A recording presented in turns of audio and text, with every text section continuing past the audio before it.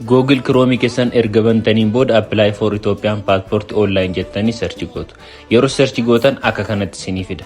Erga isinii fida itti buutu gaafa itti buutan setting isaatti isin galchaa start new application jettu. Sanaan booda akka kanatti itti walii galtaa gaafa agree jettanii next jettu yookaas immoo xiyya kanatti buutu. Erga sanatti buutanii akka kanatti tarreessa isinii fida. Fakkeenyaaf haaraa yoo ta'e amma new appointment.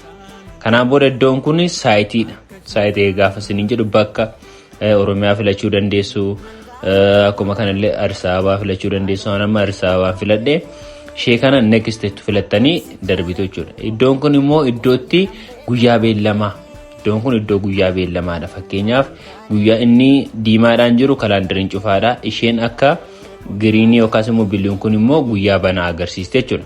Iddoo kanatti immoo kan isin hubachuu qabdan maqaa keessan information keessan guutummaan guutuutti guutu afaan Amaariffaadhaan afaan Ingiliffaadhaan guutu date of birth keessan bara dhalootaa keessan raagaa dhalootaa irra jiru lakkoofsa bilbilaa keessan bakka itti dhalattan biyya keessan guuttanii akkuma kanarree gender saala keessan seeraan guuttanii haala gaa'elaa keessanii erga guuttaniin booda iddoo kanatti dogoggorri kamiyyuu uumamuu hin qabu.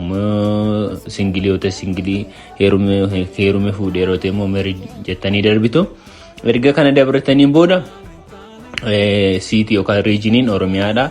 Magaalaa keessa isin gaafata. Ishee kana guuttu erga guuttaniin booda kan isin gochuu qabdan iddoo kanatti birzideetii keessanii fi waraqaa eenyummaa keessan galchitu jechuudha. ID iddoo jedhutti ID upload gootu footoodhaan ta'uu danda'a PDF'dhaan ta'uu danda'a. Garuu jiibinsaa guddaa ta'uu hin qabu waan meegaabaaytii ta'uu qaba. Sanaan booda erga ishee kana lamaan galchitanii booda gara xumuraa kanarratti innati guutte hundumtuu sirriidhaa wedha isin filachiisa. Amma fakkeenyaaf callisni nama guutaa turan sirrii ta'uu isaa erga goote confirm goote next jettaa jechuudha. Confirm erga goone next jenna iddoon kun iddoo payment dha teeleebirriidha moo biraanchiidha moo akkamiin fayyadamta nuun jedha. Sanaan booda tokko isaa filannee next jenna. Kanaan booda payment kaffalaa jechuudha. Paymentiin immoo ni jirti. Iippettee sheekaatu kana fudhannee mobile bankingiidhaan akkuma kanallee teeleebirriidhaan kaffaluu ni dandeenya jechuudha. Erga kaffaltii keenya kaffalleen booda immoo hoomii irra keessa deemne status kan jedhu keessa application number kan jettu ni jirti. Ishee koppii godhannee ittiin search goonaan amma fakkeenyaaf kuni payment pending jedhe paymentiin hin xumuramne paymentiin xumurameera ta'e payment completed akkanatti isinii fida.